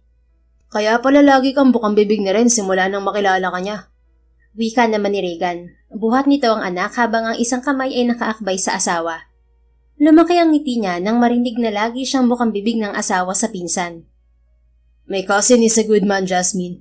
Makakaasa ka na magiging mabuting asawa siya sa'yo. Ani Regan. I know, walang dudang sagot niya. Sa 2 linggong pagkakakilala niya kay Renz, napatunayan niyang mabuti itong lalaki. Pagkatapos niyang kausapin ng mag-asawang Regan at Jamie, ay hinanap niya ang asawa. Iniwan kasi siya nito nang kausapin ito ng kanyang ama. Nakita niya si Renz sa isang bahagi ng hardin. Kausap ang kanyang kapatid. Parehong nakangiti ang dalawa habang makausap at tila nasa kanyang kapatid ang buong atensyon ni Renz. Hindi maintindihan ni Jasmine kung bakit tila may kumurot sa dibdib niya sa nasaksihan. Sa halip na lumapit sa mga ito ay tumalikod siya at lumapit sa wine table. Bago pa niya madala ang hawak na wine glass sa bibig ay nasa tabi na niya ang asawa. "You're here. Tapos na kayong mag-usap ni Dad?" Baling niya rito. Tumango ito. "Kinausap din ako ng kapatid mo." "Anong pinag-usapan niyo?" Tanong niya bago pa mapigilan ng sarili. "Binili niya sa akin na alagaan kitang mabuti. Kung hindi, malalagot ako sa kanya. Your sister loves you, Jasmine." Masuyong wika ng asawa. Natigilan siya sa narinig. Kung ganoon ay siya palang pinag-uusapan ng mga to. "Magkaiba nga kayo ng ugali ng kapatid mo. She's very soft-spoken." Tila naaaliw na komento nito. "Nagsisisi ka na ba na akong nagpakasal sa'yo? Kung si Jelly ang naging asawa mo, hindi ka mahihirapan sa kanya. She will instantly fall in love with you. Wife material din siya." Ngumiti si Renz. "Jelly is soft-spoken and very kind. But I prefer you over her, Jasmine. Ang gusto ko yung matapang, yung naninipa, yung kayang-kaya akong patumbahin, yung astig at may tattoo." Tila may nagdiwang sa loob ng dibdib niya sa sagot nito. Ngumiti siya at ikinawit ang kamay sa batok ng asawa. "Ready na ako mamayang gabi. Ikaw ba?" Ngumiti si Ren subalit itinapat nito ang hintuturo sa labi niya. "Shh! Baka may makarinig sa'yo." Natawa siya. "Kung makapagsalita ka, parang ikaw ang virgin sa ating dalawa. Magaling at masarap kang humalik, mister, kaya sigurado akong madami ng babaeng nagdaan sa'yo." "That was in the past, Mrs. From the month I laid my eyes on you, wala na akong ibang pinag-ukulan ng tingin bukod sa'yo." Alam ni Jasmine na maganda siya, subalit ng mga sandaling yon, pakiramdam niya ay Diyosa siya sa mga mata ni Renz. 8:00 ng gabi nang makauwi sila sa kondo ng asawa. "I'm sorry, I only have this unit, but I'm already planning to buy a house for us." Ani Renz. "Ano ka ba? Ang laki nga nitong kondo mo." "Pero gusto kitang itara sa malaking bahay, kaya magpapagawa ako." Napanguso siya dahil talaga namang husband material si Renz. Lumapit siya sa asawa na naguhubad ng necktie. "Tama na ang satsat, mister." Anya bago ito hanalikan sa mga labi. Agad na gumanti ng halik ang asawa. Subalit bago pa lumalim ang pagpapalitan nila ng halik ay humiwalay ito sa kanya. "What? Gusto mong maligo muna tayo?" Tanong niya. Masuyo siya nitong hinawakan sa pisngi. "Are you in love with me, Jasmine?" Napakurap-kurap siya. "Alam mo na ang sagot, hindi ba?" Tumango si Renz. Hinalikan siyang muli sa noo bago kumalas sa kanya. "Bakit huminto ka?" Nagtatakang tanong niya. "Walang mangyayari sa atin hanggat hindi mo ako mahal, Mrs. Nalaglag ang panga niya. "What? Walang mangyayari? Hindi tayo magsisex?" Masuyong umiti si Renz. "I want our first time to be special, Jasmine. Gusto kong kapag may nangyari sa atin, pareho tayong may nararamdaman. Alam mong mahal kita. Gusto kong kapag binigay mo sa akin ang sarili mo, mahal mo na rin ako." Napatanga siya. "Hindi ako mai-inlove sa'yo, Renz. So paano yan? Ibig sabihin maghihiwalay tayo na hindi natin natitikman ng isa't isa. Payag ka nun?" "It's fine with me. Kapag walang nangyari sa atin, mapapadali ang proseso ng annulment natin. Non-consummation of marriage is a strong ground for annulment." "Kaya mong makatiis ng walang sex sa loob ng 6 months? "May kamay naman ako, Jasmine." Napatingin siya sa mahabang kamay nito. Pagkatapos ay napailing. "I can't believe you, Renz. Ikaw lang ang lalaking tumanggi makipag-sex sa asawa niya sa unang gabi ng kasal. At mahal mo mo ako sa lagay na yan?" "I'm in love with you and very much attracted to you. But I'm not a slave of my libido, Jasmine. I want your heart more than your body, my wife." "Bakit pakiramdam ko pinipressure mo akong mahalin ka?" "Hindi naman. Kaya ko namang maghintay." Tila may mainit na bagay na humaplo sa puso niya. Ngayon lang siya nakatagpo ng lalaking tulad ni Renz. Sige, tignan natin. Kung sa mga susunod na araw mapigil mo yung libido mo." Tumalikod siya para dumiretso sa banyo. Subalit bago pumasok ay lumingon siya sa asawa. "Ayaw mong sumabay sa akin maligo?" Pangaakit niya rito. "You can't tempt me, wife. Kahit maghubad ka pa sa harap ko, hindi kita papatulan." Nakaangat ang kilay na sagot nito. Iningusan niya ang asawa bago pumasok sa banyo. Paglabas niya sa banyo ay naabutan niyang tulog na ang asawa sa kama. Kahit naiinis siya sa pambibiting ginawa nito, ay hindi niya napigilang ngumiti habang pinagmamasdan to. Kinabukasan wala na si Ren sa tabi niya nang magising siya. Paglabas niya sa kusina ay naabutan niyang may almusal nang nakahain doon. Sa pinto ng ref ay nakita niya ang isang note. Good morning, dear wife. Sorry I had to leave before waking you up. I have an important meeting. Eat your breakfast and call me after. P.S. I love you. Basa niya sa note na iniwan ni Renz. Wala sa sariling napangiti siya nang ibaba ang note. Pagkatapos kumain ng almusal ay tinawagan niya ang asawa. Good morning, Mrs. Bati nito sa kanya mula sa kabilang linya. Tila may kumikiliti sa tenga niya sa lalim ng boses nito. Hi Renz, kumain ako ng breakfast. Ang galing mo palang magluto. Thank you, Jasmine. Sorry I had to leave early. I had to prepare for an important meeting. Okay lang, sanay din akong tanghali nang nagigising. Hindi mo na sana ako pinagluto ng almusal, marunong naman ako magluto. I want to cook for you, my wife. Malambing na sagot nito. Hindi mo naman siguro nilagyan ng gayuma yung niluto mo, no? Natawa ito. Bakit? Nararamdaman mo na ba ang epekto? Nai-inlove ka na ba sa akin? Mukhang kulang pa yung gayumang nilagay mo. Pakikisakay niya rito. Dadamihan ko sa susunod. Natatawang sagot nito. By the way, I left my card there. Kung kailangan mong gumastos, use my card. No need, mister. May sarili akong pera. Wala naman akong sinabing wala kang pera. I just want to provide for you as your husband. Is that bad? Malambing na sagot nito. Hindi niya alam kung bakit muli ay napapangiti siya sa sagot nito. Sige, kung mapilit ka di gagamitin ko yung card mo. Huwag kang magsisisi kung bumili ako ng bagong motor Buy an expensive one, pati helmet. Para panatag ako kapag gamit mo yung motor mo. Sigurado ka dyan? Alam mo ba kung magkano ang pinakamahal na motor ngayon? Mag-asawa na tayo, Mrs. Lahat ng pera ko sa'yo na rin. At kaya ako nagtatrabaho ng mabuti para sa'yo at sa pamilya natin. Muli ay tila may kumistot sa loob ni Jasmine. Sige na, magtrabaho ka na nga mabuti dyan. Thank you. Call me when you need something, Mrs. Nakangiting ibinaba niya ang cellphone. Pagkatapos mag-ayos ay nagtungo siya sa tattoo shop ng kaibigang si Nikki. Nag-message kasi sa kanya ang babae at sinabing nakauwi na ito. Jasmine Cheng, ano yung sinabi sa akin ni Marga na nagpatato ka dito last week kasama ang fiancé mo? Salubong na tanong sa kanya ni Nikki. Ipinakita niya rito ang tattoo sa daliri. Jasmine Elizalde na ako, hindi na Cheng. Nagpakasal ako kahapon. Anya bago ikinwento sa kaibigan ang naganap na arranged marriage sa pagitan nila ni Renz. Oh my God, di sa wakas nadiligan ka na. Ang gwapo pa naman itong asawa mo. Nag-i-hysteryang wika ni Nikki habang nakatingin sa larawan ni Ren sa screen ng cellphone. Hindi nga, walang nangyari sa amin. At wala daw mangyayari sa amin hanggat hindi ako nai-inlove sa kanya. Nang gigigil na ikinwento niya rito ang sinabi ng asawa, maging ang kasunduan nila na maghihiwalay sila kapag dumating ang 6 na buwan at hindi siya nai-inlove rito. Really? I can't wait to meet your husband. Mukhang nakahanap ka ng katapat mo. Nakangising wika ni Nikki. As if naman nai-inlove ako sa kanya. I don't believe in love. I never fall in love. Talaga?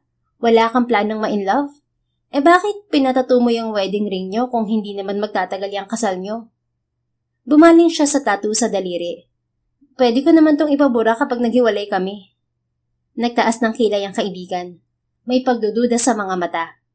Nakibit balikat na lamang siya bago kinamusta ang bakasyon nito sa probinsya. Dahil na-miss niya ang kaibigan, ay nagtagal ang pagkakwentuhan nila. Hindi ka pa uuwi? Hindi mo man lang ba ipaghahanda ng hapunan ng asawa mo? Tanong sa kanya ni Nikki pagdating ng 5:00 ng hapon. Ngumuso siya. Sabi ni Renz, busy siya sa trabaho kaya siguradong mamaya pa ang uwi nun. At bakit naman ako magluluto pwede namang magpa-deliver na lang? Subalit ilang sandali ang lumipas ay tumawag sa kanya si Renz. Mister, napatawag ka? Tanong niya sa asawa. Nakauwi na ako dito sa bahay. Where are you, Mrs.? Ha? Ang aga mo namang umuwi. Nandito ako sa tattoo shop ni Nikki. Nakauwi na kasi siya galing Davao. Akala ko mamaya ka pa It's alright, Jasmine. Gusto mong sunduin kita dyan? Hindi na, uuwi na ako. Kapag sinundo mo ako, baka matagalan pa tayo dahil siguradong kotse ang gagamitin mo. Alright, I'll just wait for you here. Mag-ingat ka, Mrs. Bili nito. Pagkatapos ibaba ang tawag ay nagpaalam siya kay Nikki para umuwi. Dahil motor ang gamit, wala pang kalahating oras ay nakauwi na siya sa kondo. Naabutan niya sa kusina ang asawa. Naghihintay ito roon kasama ang candlelight dinner na inihanda nito. Ano to, Renz? Napakurap-kurap na baling niya sa asawa. Naganda ako ng dinner natin. Ha? Nagluto ka pa pag uwi mo? Umiling ito. Wala nang oras kaya bumili na lang ako ng pagkain sa labas. Don't worry, I bought this from my favorite restaurant so masarap to. Tila may kumurot sa puso ni Jasmine habang nakatingin sa dinner na inihanda ng asawa. Yun ang unang beses na may gumawa sa kanya nun. Come on, let's eat. Ipinaghila siya nito ng upuan. Kinagat niya ang ibabang labi. I'm sorry, hindi ko alam na maaga kang uuwi kaya wala ako dito. Sanay ako kay Dad na laging ginagabi sa opisina. It's okay, Jasmine. Akala ko marami kang trabaho. Yes, madami. Especially now that I'm the new CEO of the company. Pero asahan mong uuwi pa rin ako lagi na maaga para sa'yo. Napanguso siya. Talaga? Siyempre, misis. Paano ka mai-inlove sa akin kung ipagpapalit kita sa trabaho? Nakangiting ipinaglagay siya nito ng pagkain sa kanyang pinggan. Sa halip na sawayin ay hinayaan na niya ito. Kamusta ang trabaho mo? Tanong niya. I had a lot of meetings. Nothing new. Ikaw, kamusta ka dito? Bumili ka ba ng bagong motor? Ano ka ba? Joke lang yung sinabi ko. Bago pa kaya yung motor ko. Baka magtampo yun kapag bumili ako ng bago. Pagkatapos kumain ay sinaway niya si Renz nang ligpitin nito ang kinainan nila. Ako na bahala dito, Renz. Sigurado ka? Oo naman. Don't worry, kukuha ako ng kasambahay next week para hindi ka mahirapan dito. Wag na, kaya kong kumilos dito sa bahay, Renz. I can't imagine you cleaning the house, doing laundry. Hindi ako wife material pero kaya ko ring magpaka-housewife, no? Hindi niya alam kung bakit lumabas yun sa bibig niya samantalang sinabi niya bago sila ikasal na hindi siya magpapaalipin sa asawa. Ayoko lang na mahirapan ka, pero kung gusto mo magtrabaho, hindi kita pipigilan. Malambing na wika nito. Ibinaba niya ang maruming pinggan sa sink at bumaling sa asawa. Salamat sa espesyal na dinner, mister. Dahil dyan, may reward ka sa akin. Anong reward? Ano bang reward sa mababait na asawa? Eddie kiss. Hindi na niya hinintay pang magsalita si Renz dahil sinakop na niya ang mga labi nito. Agad siyang hinalikan pabalik ng asawa. Subalit tulad kagabi, nang lumalim ang halik, ay lumayo na ito sa kanya. What? Ayaw mo na?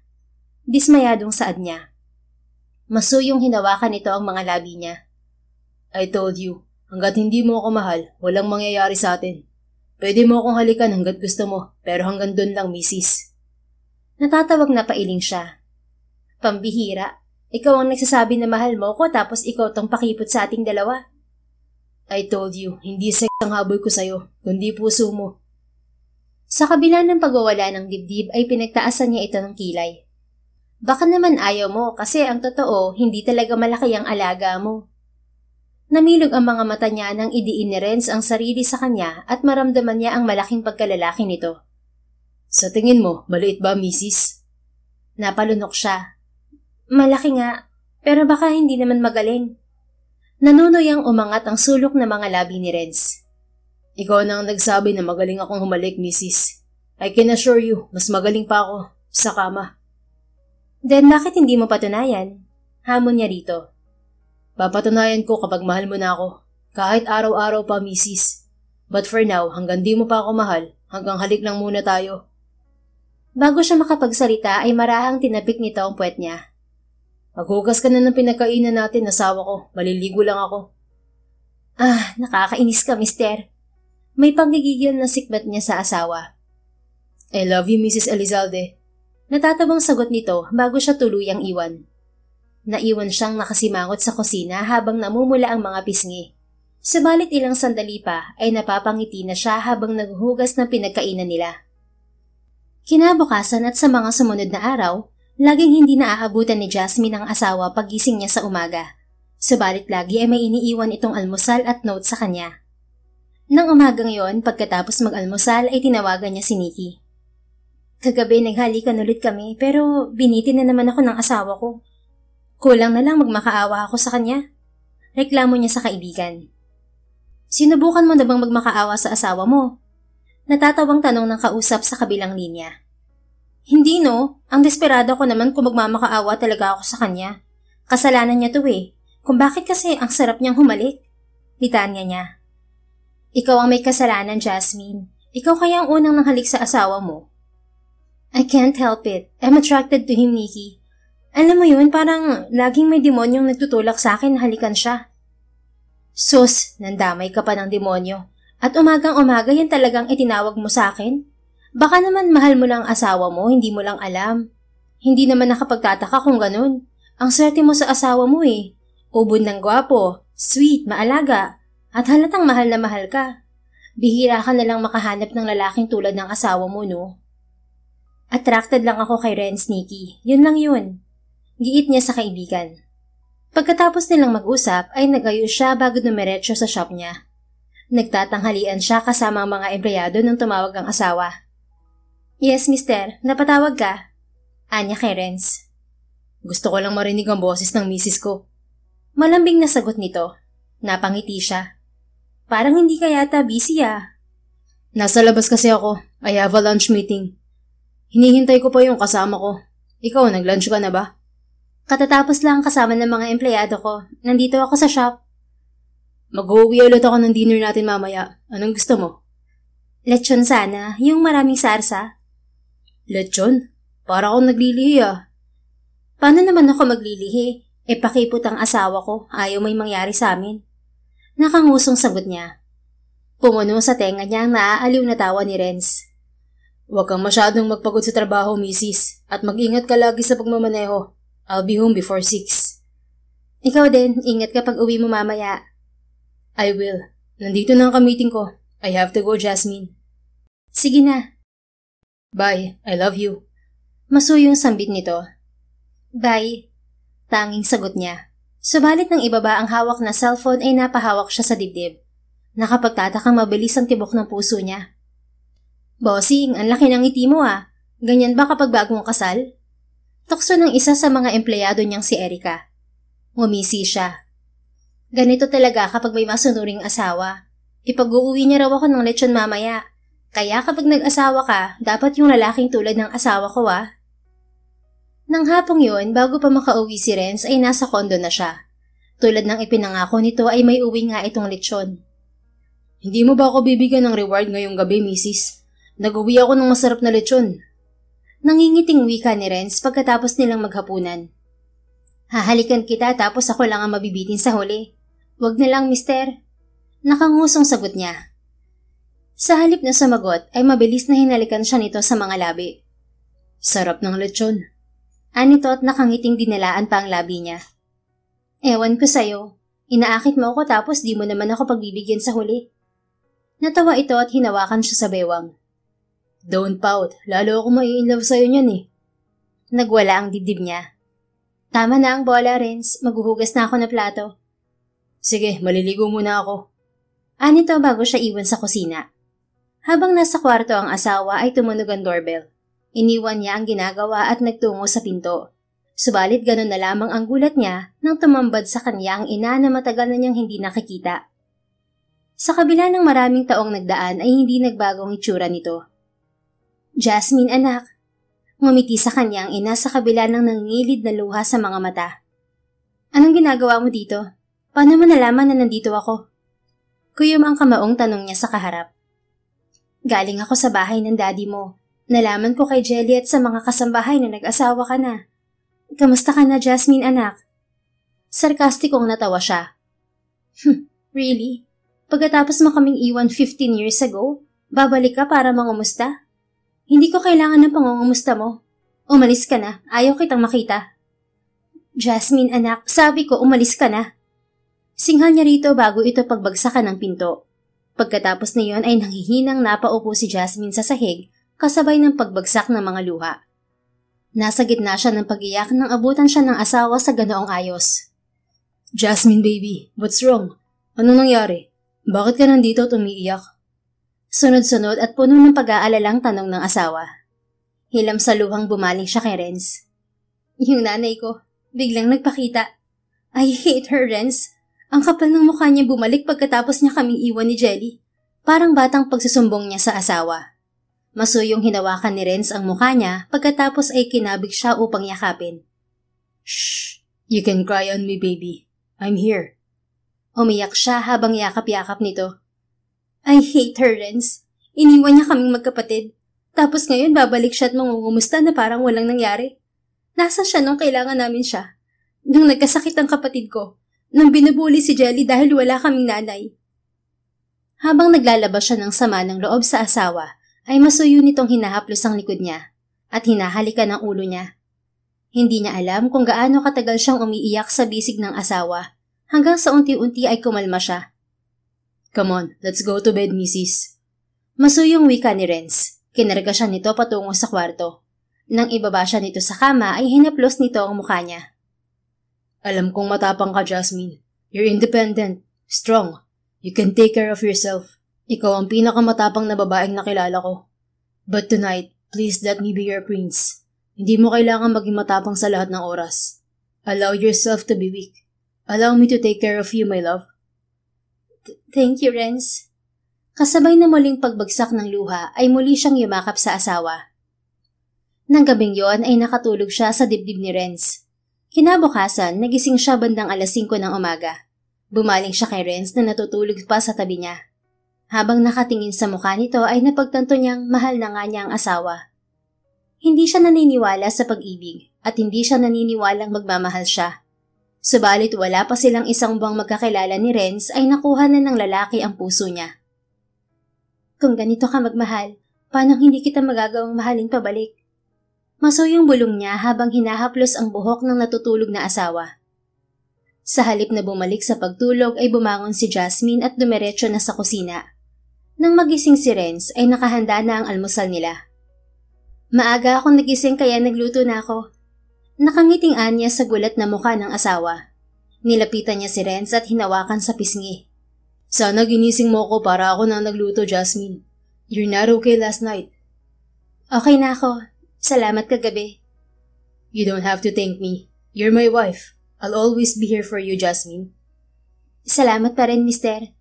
Niyakap niya ang asawa at hinalikan sa pisngi nito. Are you really okay, wife? Do you want to talk about what happened last night? Maingat na tanong nito. Okay na talaga ako. At dahil yun sa'yo, mister. Ngumiti siya bago bumuntong hininga. Galit ako sa nanay ko sa pag-iiwan niya sa amin. At hindi ko alam kung mapapatawad ko pa siya. It's okay, baby. Naiintindihan ko nararamdaman mo. At walang pumipilit sa'yo na patawarin siya kung hindi mo pa kaya. Masuyong wika ni Renz. Salamat, Renz. Matamis itong umiti. Come on, kumain na tayo. Gusto kong matikman tong luto mo. First time to eh. Napalaki ang ngiti niya sa reaksyon ng asawa. Kung nitong mga nakaraang araw ay ito ang nag-aasikaso sa kanya, ngayon ay siya ang nag-aasikaso dito. Huwag ka na rin mag-uwi ng dinner mamaya. Magluluto ako. Really? Nabiglang tanong nito. Ano bang paborito mong ulam? Kare-kare. But you can cook anything and I'll eat it, Jasmine. Kaya ko magluto ng kare-kare. Sige. Yun na lang ang iluluto ko mamaya. Talaga? Kung ganun, masaagahan kong uwi mamaya. Huwag mo naman masyadong agahan. Baka hindi pa ako tapos magluto nun. Di panonoorin kitang magluto. Or better yet, tutulungan kita. Pwede rin. Napangiti siya sa ideyang sabay silang magluluto ng asawa. Masaya silang kumain ng almusal ni Renz. Gusto mo akong tulungan mag-ayos ng necktie? Tanong ni Renz nang abutan niya ang asawang nag-aayos ng necktie sa sala pagkatapos niyang ligpitin ang pinagkainan nila. Lumapit siya sa asawa at hinawakan ang balikat nito. Hindi ako marunong magkabit ng necktie eh. Pag-aaralan ko pa. Sa ngayon, halika na lang muna kita para ganahan kang pumasok sa trabaho. Parang mas tatama rin yata akong pumasok nun ah. Nakaangat ang kilay na sagot nito. Bakit naman? Kasi gusto kong dito na lang ako sa bahay kasama ka. Ngumisi siya at pinatakan ng halik ang labi nito. Mababaw yon, hanggang sa si Renz na mismo ang humawak sa bewang niya upang siilin siya ng malalim na halik. Sa pagkakataong yon ay siya ang unang bumitiw kay Renz. Ano, mister? Ang hirap bang magpigil? Pili ang tanong niya sa asawa nang makitang namumulato. Kinagat nito ang labi bago hinawakan ng pisngi niya. Kaya ko to, misis. Paano yan? Ang tigas ng alaga mo, oh. Hindi ka makakaalis ng ganyan. Shh! Kakalma to. Just give me a minute to calm down. At lumayo ka muna sa akin, please. Doon ka muna sa sofa, misis. Habang nakatingin sa gwapong mukha ng asawa, gusto na niyang sabihin dito na mahal na niya to. Subalit ayaw niyang umamin sa ganoong pagkakataon. Ikaw naman kasi, mister. Smack lang yung kiss ko sa'yo tapos ginawa mong torrid. Ayan tuloy, tinigasan ka. Patuloy na panunokso niya rito. Baby, stop talking. Saway nito, subalit marahan pa rin ang boses. Ano, lagi bang tumitigas kapag nagsasalita ako? Ibang klase ka, mister. Paano man nagagawang magpigil? Nang binigyan siya ng asawa ng seryosong tingin, ay pilit na siyang tumahimik at nagpigil ng tawa. Halos kalahating oras din ang lumipas bago nakaalis si Renz. Nang maiwan siya sa bahay, nag-ayos siya para pumunta sa bahay ng ama. Naabutan niya roon ng kapatid. Ate, nandito na sa bansa si Mommy. Pinuntahan ka ba niya kahapon? Bungad na tanong sa kanya ni Jelly. Likas na mabait si Jelly, hindi tulad ni Jasmine. Alam niyang hindi nagtanim ng sama ng loob ang kapatid niya sa kanilang ina nang iwan sila nito. Hindi ko siya kinausap, Jelly. Ate, alam kong may galit ka kay Mommy, pero gusto niyang bumawi at humingi ng tawad. Madami siyang pagkukulang sa atin pero nanay pa rin natin siya. Kung hindi dahil sa kanya, wala din tayo sa mundo. Anang kapatid. Mapait nang ngumiti siya sa kapatid niya. Hindi ako kasing bait mo, Jelly. Hindi ko alam kung mapapatawad ko siya. Ngumiti sa kanyang kapatid. Mapait ka rin, ate. Mabuti at mapagmahal kang kapatid sa akin. At kahit lagi kayong nagtatalo ni Dad, nagsakripisyo ka para isalba ang negosyo niya. Kaya naniniwala ako na mapapatawad mo rin si Mommy. Sa halip na sagutin ng kapatid ay kinumusta na lamang niya ito. Ilang oras din siyang nagtagal sa bahay nila bago siya nagpaalam kay Jelly. I have to go, Jelly. Kailangan ko pang magluto pag uwi ko sa condo namin ni Renz. Kumusta pala kayo ng asawa mo, ate? Inaalagaan ka ba niyang mabuti? Napangiti siya sa tanong ng kapatid. He's the best husband, Jelly. Ngumiti ito. Nung una ko pa lang na nakita si Renz, nagustuhan ko na siya. Natigilan siya sa sinabi ng kapatid. Bigla ay naalala niya ang naabutang pag-uusap ng asawa at kapatid noong kasal nila. Gusto mo si Renz? Nagsisisi ka ba na ako nagpakasal sa kanya? Namilog ang mga mata ng kapatid. What? Of course not, ate. Ang ibig kong sabihin, una ka pa lang na nakita si Renz, gusto ko na siya para sa'yo. Alam kong magiging mabuting asawa siya. Teka, nagsiselos ka ba? Nag-init ang pisngi niya na ikinangiti ng kapatid. Mahal mo na ang asawa mo, ate, no? Hindi siya mahirap mahalin, Jelly. Pag-amin niya sa kapatid. Lalong lumawak ang ngiti ni Jelly. Masaya ako para sa'yo, ate.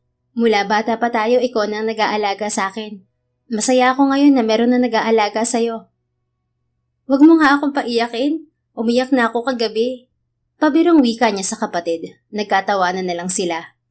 Pag-uwi niya sa kondo ay nagluto siya ng kare-kare na siyang ipinangako niya sa asawa. Pagkatapos magluto ay inihanda niya ang mesa. She prepared a candlelight dinner. Habang pinagmamasdan ang ginawa ay tinawagan niya si Nikki. Excuse me, tama ba yung narinig ko? Tinawagan mo ko para ipakita yung candlelight dinner na ginawa mo para sa asawa mo? Hindi makapaniwalang tanong ni Nikki sa kabilang linya. Tingnan mo lang kung okay ba tong ginawa ko. Hindi ako marunong eh. Alam mo namang di uso sa akin ng magpaka-romantic. Anya at iniharap ang camera ng cellphone sa nakaset up na mesa. Narinig niyang humagalpak na tawa ang kaibigan sa kabilang linya. This is gold, Jasmine. Sinong mag-aakala na darating ang araw na maghahanda ka ng candlelight dinner? Ikaw na isinumpang hindi mai-in-love? Napailing na lang siya sa pangaasar ng kaibigan. Kapag nagkita tayo, makakatikim ka ng sipa sa akin. Tinawanan lang siya nito bago sumeryoso. Maganda, Jazz. Hindi halatang first time mo. Akalain mo yun? May romantic bone ka naman pala sa katawan. Sa tingin mo, magugustuhan ni Renz? Oo naman, magugustuhan niya yan. Kahit nga siguro tuyo at itlog lang ang ihanda mo sa asawa mo, magugustuhan niya. Napangiti siya habang ini-imagine ang magiging reaksyon ng asawa. Ano, aamin ka na sa asawa mo na mahal mo na siya? Hindi pa. Paghahandaan ko muna. Gusto kong masurpresa si Renz. Sa loob lamang ng maiksing panahong pagsasama nila ay marami nang nagawa para sa kanyang asawa, kaya gusto niyang bumawi rito kahit papaano. Tulad ng sinabi ng kaibigan, pagdating ni Renz ay nalaglag ang panga nito sa inihanda niya. Sana nagustuhan mo. Pa-thank you ko yan sa pag-comfort mo sa akin kagabi. Thank you, Mrs. Gustong gusto ko. Masayang sagot nito. I never expected that you will do this. Gusto kong bumawi sa'yo. Hindi naman kailangan. But for the record, bawing-bawi ka na. Lumundag ang puso niya. Pwede ba tayong magbakasyon o madami kang trabaho? Tanong niya habang nasa gitna ng pagkain. Pwede tayong umalis next month. May gusto ka bang puntahan? Beach sana. Yung pwede ako magsuot ng two-piece. May resort kami sa Palawan. We can go there o kung gusto mo, pwede rin sa ibang bansa. Dito na lang. Mas maganda pa rin ang beach dito sa Pilipinas. Nakangiting nag-angat ng kilay si Renz. Hindi mo naman ako balak akitin, no? I told you, Mrs. Walang mangyayari sa atin hanggang hindi mo ako mahal. Natawa siya. Anong akala mo sa akin? Mukhang sex? Hot ka, mister, pero wala sa isip kong akitin ka, no? Gusto ko lang magbakasyon. Baka ikaw dyan ang di makapagpigil kapag nakita mo akong naka-swimsuit. Magaling ako magpigil basta wag ka bang aakit. Pigil ang ngiting sagot nito. Kumindat siya sa asawa bago ipinagpatuloy ang pagkain. Pagkatapos magsalo sa hapunan ay ito ang nagboluntaryong maghugas ng pinagkainan nila. Ako naman dapat ang may reward ngayon, di ba? Pili ang tanong niya kay Renz. Anong reward ang gusto mo? Tinatanong pa ba yan? Siyempre, kiss. Lumapit siya at ikinawit ang kamay sa batok nito. Don't worry, kiss lang, mister. Kapag may tumigas na sayo, tigil na tayo. Hinawakan nito ang baywang niya. Ipinaghanda mo ko ng espesyal na dinner. Hindi mo pa ba ako mahal sa lagay na to, Mrs.? Nagmamadali ka, mister? Isang buwan pa lang tayong kasalo. Masuyo ang ngiting umiling to. Patience is a virtue, and I'm a very patient man. I can wait, Jasmine. Mas masarap ang premyo ng mga taong marunong maghintay. Ngumiti siya. Habang tumatagal ay lalo pa siyang nahuhulog sa asawa. Sa pagdating nito, unti-unting nagbago ang buhay ni Jasmine. Subalit wala siyang pinagsisisihan sa mga pagbabagong yon. Pero ako, hindi na makapaghintay, mister. Halikan mo na ako. Ungot niya sa asawa. Marahan itong humalakhak bago sinakop ang mga labi niya. Bago pa sila madarang ay pinakawalan na siya ng asawa. Kinabukasan, sabay silang nagising ni Renz kaya naman tinulungan siya nitong magluto. Maging ng hapong yon, nagpa siyang sunduin si Renz sa trabaho. Nice to meet you, Mrs. Elizalde. Wika sa kanya ng sekretarya ni Renz na nadatnan niya sa labas ng opisina ng asawa. Kilala niyo po ako? Nagtatakang tanong niya sa may edad na babae. Nakadisplay ang wedding picture niyo sa office ni Sir Renz at lagi kanyang nababanggit sa akin. Nakangiting sagot ng sekretarya. Nasa meeting pa si Sir Renz kaya sa loob ka na ng opisina niya maghintay. Pagpasok ni Jasmine sa opisina ng asawa ay tumambad sa kanya ang malaking wedding portrait nila ni Renz. Kasabay ng pag-awang ng mga labi ay nag-init ang sulok ng mga mata niya. Ibang klaseng magmahal ang kanyang asawa. Jasmine, you're here. Wika ni Renz nang pumasok mula sa bumukas na pinto ng opisina nito. Hi, sabi ng sekretary mo, nasa meeting ka daw. I hope you don't mind na pumasok na ako. Of course I don't mind. You can always go here anytime. Bakit napadaan ka? Ngumiti siya. Sinusundo ka. Kailan mo pinagawa tong wedding portrait natin? Right after our wedding. Gusto ko kasing laging nakikita ang kasal natin. Sumulyap ito sa suot na relo. Pwede na tayong umalis. Dala mo ba ang motor mo? Umiling siya. Hindi, nagtaksi lang ako papunta dito. Sira ang motor mo? Nakangiting umiling siya. Gusto ko kasing sumakay sa kotse mo. Hindi pa ako nakakasakay eh. Anong iisipin ng mga empleyado mo kapag nakita ka nila? CEO ng Elizalde Corporation umaangkas sa motor? I don't mind. Motor naman ang asawa kong aangkasan ko. Nakangiting sagot nito. Ayos lang ba sa'yo na baka maipit tayo sa traffic? Nagkibit balikat siya. Ikaw naman ang kasama ko eh. Saka, naisip ko bigla. At least kahit hindi pa kita nasasakyan, yung kotse mo masasakyan ko na. Natawa si Renz. Ikaw talaga. Wait here, I'll just get my coat and we can go. Ilang sandali pa'y nasa kotse na sila. Sa halip na umuwi ay sa labas na sila kumain ni Renz ng gabing yon. Sa sumunod na mga araw ay sabay silang nag-aalmusal ng asawa. Gayon din sa hapon. Minsan ay sinusundo niya ito para kumain sa labas. O kaya naman ay nagluluto siya ng hapunan para sa kanila. Pagsapit ng weekend ay bumisita silang mag-asawa sa daddy niya at kay Jelly. Nagpunta rin sila sa mansyon ng abuelo nito, kung saan naroon din si Regan at ang mag-iina nito. Araw ng Martes, muli ay nagpunta si Jasmine sa opisina ng asawa. Pagdating sa lobby ay isang pamilyar na lalaki ang nakasalubong niya. Jasmine? Untag sa kanya ni Noah, isa ito sa mga ex-boyfriend niya. Schoolmate sila ni Noah ng college. Naging magkaibigan sila bago sila naging magnobyo ng ilang buwan. Subalit agad rin silang naghiwalay ng lalaki nang mapagtanto nila na mas okay silang magkaibigan lang. Noah, ano ginagawa mo dito? Don't tell me dito ka nagtatrabaho. Tanong niya sa lalaki. Nitong mga nakaraang taon ay nawalan sila ng komunikasyon dahil ng ibang bansa ang binata. I'm an engineer here, Jazz. Ikaw, anong ginagawa mo dito? Dito ka rin ba nagtatrabaho? Hindi, may binibisita lang. Namiss kita, Jazz. Akalain mong dito pa tayo magkikita. Wala ka pa rin pinagbago ah. Akma siyang magsasalita nang bigla siyang niyakap ni Noah. Nabigla siya sa ginawa ng lalaki, subalit bago pa siya makakalas dito, ay natanaw niya si Renz papasok sa glass door ng gusali. Nasa kanila ni Noah ang mga mata ng asawa, at ngayon lang niya nakitang nagdilim ng ganoon ang mukha nito. Teka Noah, nandiyan ang asawa ko. Anya at lumayo sa kaibigan. Kahit wala naman siyang ginawang masama ay bigla siyang na-guilty. What? May asawa ka na? Hindi ba't ayaw mong mag-asawa? Bago pa siya makasagot ay nasa tabi na niya si Renz. Jasmine, wife. Who's this? Seryosang baling sa kanya nito. Si Noah, kaibigan ko ng college. Noah, si Renz, asawa ko. Namutla ang kaibigan habang nakatingin sa kaharap.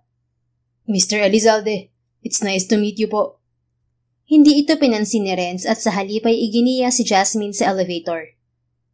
Who is that man, Jasmine? Baling sa kanya ng asawa pagsara ng elevator. Sila lamang dalawa ang sakay na yon. Kaibigan ko, pero naging boyfriend ko rin si Noah ng college. Kaya ka ba nagpupunta dito dahil nagtatrabaho dito ang lalaking yun? Salubong ang kilay na tanong nito. Ha? Ngayon lang kami nagkita Kaya nga niyakap niya ako, Renz. Umikting ang panga ni Renz. At hinayaan mong yakapin ka niya? Nabigla ako. Bakit? Nagsiselos ka ba? Hinawakan niya ang braso nito. Muling umigting ang panga nito. Bago ito makasagot ay bumukas ang elevator at may pumasok na empleyado. Good afternoon, Mr. Elizalde. Bati ng dalawang bagong pasok kay Renz. Isang tango lamang ang isinugot ng asawa. Si Jasmine naman ay pinigilang mangiti nang mapagtantong ganoon ang inaasta ng asawa dahil nagsiselos ito. Hanggang sa makarating sila sa palapag ng opisina ni Renz ay tahimik ang asawa. Bakit ang suplado mo? Nagsiselos ka nga? Tanong niya habang nakasunod sa asawa pagpasok sa opisina nito. Hindi ba halata, Mrs.? Napanguso siya. Pinipigilang mangiti. Wala ka dapat ipagselos, mister. Ex-boyfriend ko lang yon. Ikaw, asawa kita. At hindi ko minahal yon. I told you, wala akong minahal sa mga ex ko. Hindi mo rin naman mahal ang asawa mo, di ba? Tila may pait na sagot nito. Mali ka dyan, mister. Hindi napigilang wika niya. What? I love you, Renz Elijah Elizalde. Malaki ang ngiting deklara niya. Nalaglag ang panga ng asawa niya. Anong sabi mo? Sabi ko, mahal kita. Mahal ko ang asawa ko. I'm in love with you, Renz. Tila hindi makapaniwalang hinawakan nito ang magkabilang pisngi niya. Totoo ba yan? Kailan pa? You already know I was attracted to you the first time we met. Akala ko hanggang doon lang ang kaya kong maramdaman sa'yo. Pero habang magkasama tayo, narealize ko na lang na mas malalim pa doon ang nararamdaman ko. Na mahal na pala kita. Lumunok siya at marahang umiti. Simula nung iwan kami ng nanay ko at sumama siya sa ibang lalaki, hindi na ako naniwala sa pag-ibig. I told myself I would never fall in love. But then I met you, and everything in me changed. Namalayan ko na lang mahal na kita, at hindi ko na kayang mawala ka sa buhay ko. Mahal kita, Renz. I love you more than my freedom and independence. And I want to keep this marriage forever, if there is such a word. Kumislap ang magagandang mga mata nito sa luha. Mahal kita, Jasmine. Thank you for loving me back. Nangingiting umuso siya. Nakakainis ka. Hindi ko pa sana gustong aminin sa'yo pero wala eh. Ang seloso pala ng asawa ko. I'm sorry, baby. Hindi ko rin alam na seloso pala ako. Sa'yo lang ako nagselos ng ganito kasi ikaw lang din ang minahal ko ng ganito. Ikaw lang, Jasmine Cheng Elizalde. Ngumisi siya. Okay lang yun, mister. Ang hot mo naman lalo kapag nagsiselos eh. Don't worry. Sa'yo lang ako. Sayong-sayo lang. And I'm all yours too, Jasmine. Body, heart, and soul. Mahal kita. At asahan mong mamahalin pa kita lalo. Araw-araw kong ipaparamdam sa'yo ang pagmamahal ko. Masuyo niyang dinama ang katawan ng asawa. Talaga, sa akin ka lang. Akin lang tong lips mo, itong braso mo, itong abs mo, lalo na yung alaga mo. Sa akin lang lahat. Sayong-sayo lang, misis. Walang-wala kang magiging kaagaw sa akin. Anito bago siya siniil ng marubdob na halik. Buong pusong ginantihan ngayon. Subalit hindi nagtagal ay lumayo muli ang asawa. Mahal mo ko, mahal na rin kita. Ano, ayaw mo pa rin, mister? Nakaangat ang kilay na tanong niya. We're here in the office, Mrs. Paos ang boses na sambit nito. Pilyang nag-angat siya ng kilay.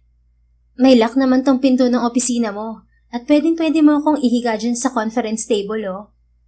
Naaaliw na pinatakan siya nito ng halik sa pisngi. Let's make our first special. Special naman kahit saan basta ikaw ang kasama ko. Shh, baby. Pero sige, oo na. Patience is a virtue. Maghihintay na ako sa pagdating ng bakasyon natin. Nakangusong sagot niya. Isang buwan ang nakalipas ay naganap ang honeymoon nila ng asawa sa resort ng pamilya nito sa Palawan. Doon ay buong pusong isinuko niya ang sarili kay Renz. Yun ang isa sa pinakamasayang sandali sa buhay nilang mag-asawa. Pagbalik nila mula sa Palawan ay nagpa siya si Jasmine na kausapin ng kanyang ina. Sa tulong ng pagmamahal ng asawa ay unti-unti niyang napatawad ang ina at tinanggap itong muli sa buhay niya. Muli rin silang nagpakasal ng asawa at sa pagkakataong yon, naroon ang kani-kanilang ina ni Renz upang saksihan ang pag-iisang dibdib nila. Isang taon ang nakalipas ay ipinagkaloob sa kanila ni Renz ang kanilang unang anak. Kapag pinagmamasdan ni Jasmine ang kanyang mag-ama, ay napapausan na lamang siya ng pasasalamat sa itaas. Bago pa niya makilala si Renz, kontento na siya sa simpleng buhay niya. Hindi siya humiling ng isang tulad ni Renz, subalit ipinagkaloob to sa kanya ng may kapal. Habang buhay niyang ipagpapasalamat yon at ipinapangako niya na laging susuklian ang pagmamahal ng asawa. The end. If you enjoyed this story, please don't forget to like, subscribe, comment, and share. Your support helps us reach more people and spread the love. Thank you for tuning in, and we're looking forward to seeing you again soon. In the meantime, please take care and may God bless you always.